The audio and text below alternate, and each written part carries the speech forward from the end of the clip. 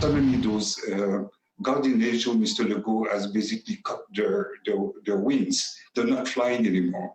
The Quebec government is training 10,000 new orderlies to work in long-term care homes where they'll make $26 an hour with benefits. But asylum seekers who work the same jobs throughout the COVID-19 pandemic make, in most cases, half of that.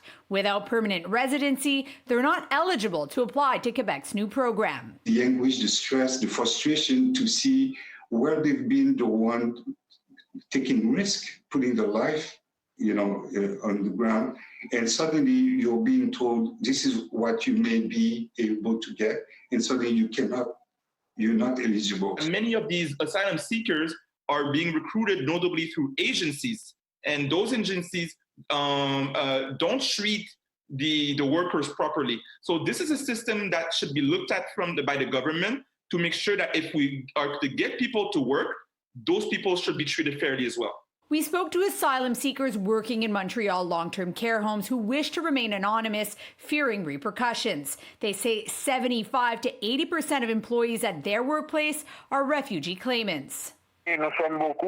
She says, we are many people, and it's us who kept things going throughout COVID-19. Even if we couldn't work, we had no choice. This woman, who came here from Haiti with her son, worked as an orderly throughout the pandemic, despite being told she can't stay in Canada. She's appealing that decision. I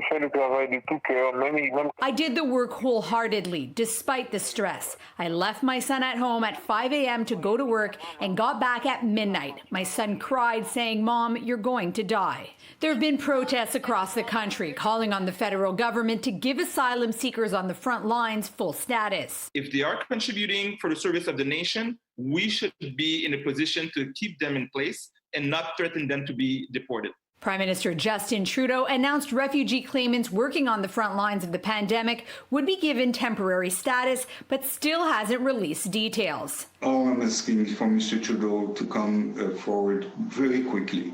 Behind the Guardian Angel, they're human.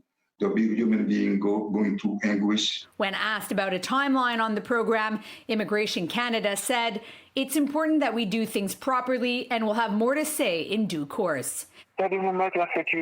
My message is to keep us safe, to protect us, because we are protecting our seniors. In Montreal, Tina Teneriello, City News.